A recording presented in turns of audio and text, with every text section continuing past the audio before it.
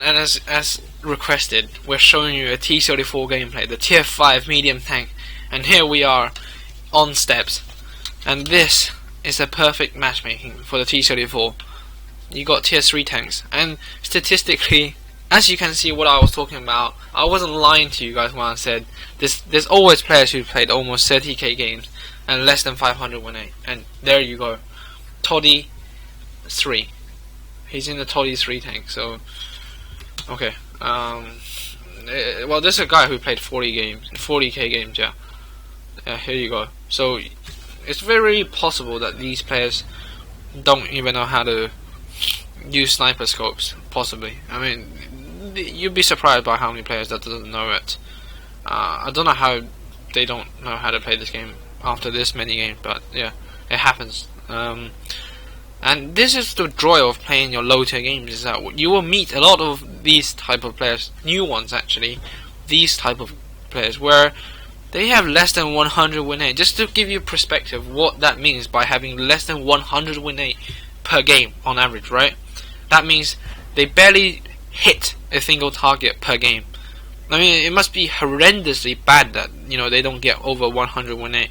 They're the kind of players who go straight into the enemy team, get shot, doesn't do any damage. I mean, that is how you get less than 100 win rate. Now, how do you get less than 500 win rate after 28k games? That remains a mystery to me. You probably just go AFK. Even that, you probably do spotting at your base. I don't have a clue how they managed to do miracles like that. But it seems like there's plenty of players out there who can do that. So, I mean, there must be some secret out there about it. Playing on potato Russian computers, I don't know. Okay, so this position I like it very much, and it's where you gotta find a place, right, where this is the kind of situation we're talking about here. I want to explain to you guys why this position is a lot better than staying, for example, in the open. So you have a ridge here.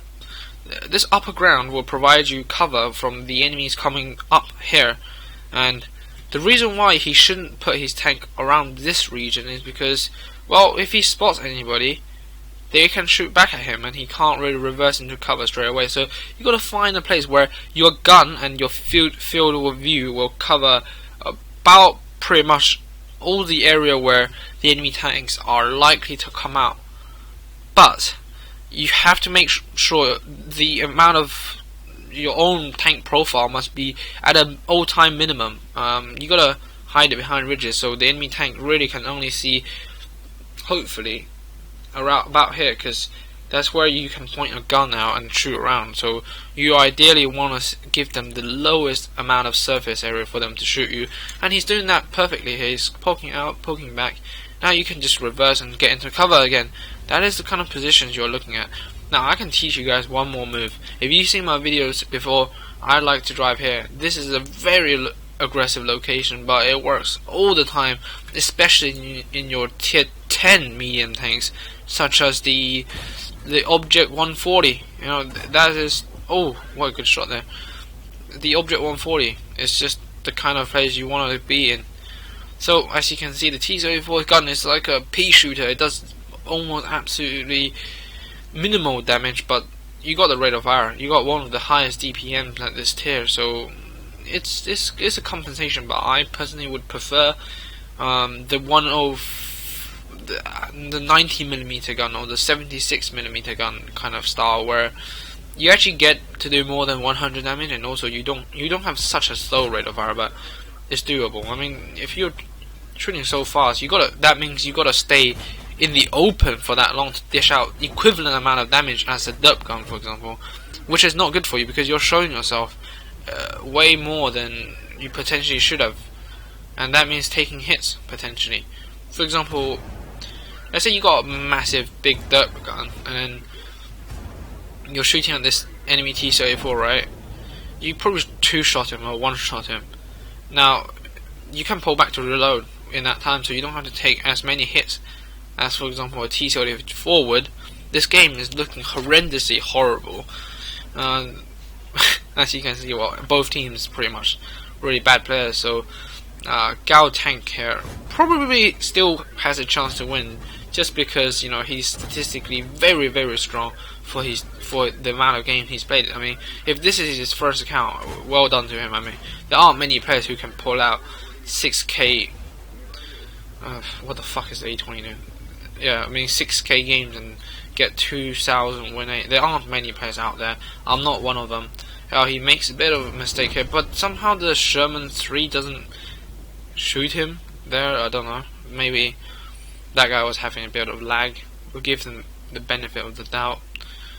KV1 seems like a trackpad player, so it's likely that he's gonna get the jump on him. However, he spots a bloody OI, and OI, as you know, is bloody dangerous.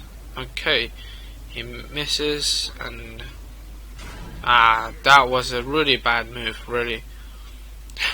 Now that is why I think you shouldn't poke out when the enemy is already aiming at you, because unless you got a T-62A turret, there's actually no reason for you to do such things out there. I mean, he's already aiming at you, so you gotta come out, aim at him, and the time you aim at him, remember he's already pre-aimed at you, so he's probably gonna put a really decent shot into you, and you might not even get a shot onto him, like what happened up there. So he's gonna drive away. Probably time now to engage enemies from the other direction. The A20 is a horrible player, as you can see. Oh my god, yeah, you can see the way he was driving behind our T-34 here. He was not letting him back into cover. I mean, why would you do that at all? Just 2K games and 48 win rate probably explains it. Oh, he's in a bit of trouble here. The KV-1S could one-shot him if he has the big gun. He doesn't. And KV-1S is obviously a trackpad player, because I don't know what the fuck he's doing. Oh yeah, 13K games and less than 700 win. It kind of explains why he's playing like trackpad players. You can't get the gun down here. Probably lack of experience with the gun depression issue. If you played Chinese tanks, I'm pretty sure you would have mastered gun depression. Like 10. Oh my god! Did you see that A20 shot him? A20 missed that T-34 and shot Gao Tank Company right in the front. Luckily, he didn't pen. Otherwise, I'm pretty sure he would have been angry about it. Look at the rate of fire on this gun. The gun is not that accurate though. As you can see, he's not putting the shot in. He's quite lucky to get a bounce. Got to move into cover. As you can see, he gets into cover. The header comes out and does some retarded move for some reason. I don't know why. Look, he's paying attention, as you can see, to that OI experimental who's pushing in, and does not want to get shot by him. And now he's putting a shot into the 3001H, and now the T-34 can go home with him, and yeah, takes him out. Brilliant. Now he has to stay behind this rock in this time, because right now he's spotted, so there's no point of poking out, because V2 will be pre-aimed, and as I said, if he's pre-aimed, you can't get the jump on him, and likely he'll put a shot into you before you put a shot into him. And KV1 can one-shot him now with that. Was that 85mm gun? Yeah, I think it was an 85mm gun. If the KV1 has that 85mm gun, he's in a lot of trouble here. So what does he do?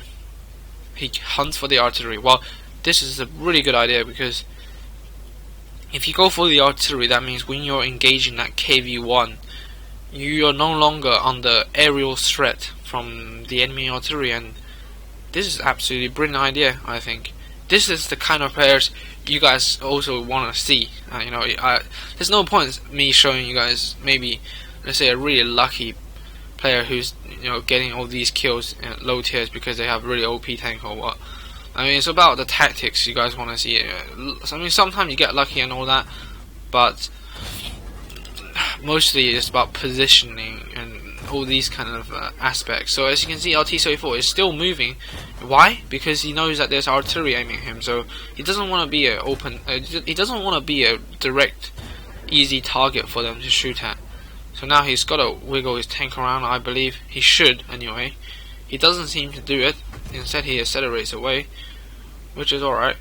Not a bad choice, but I would have certainly gone for the S moves there, the snake moves, and probably wanted to do something like that to shake the enemy artillery's aim off. The BT mid AFK2.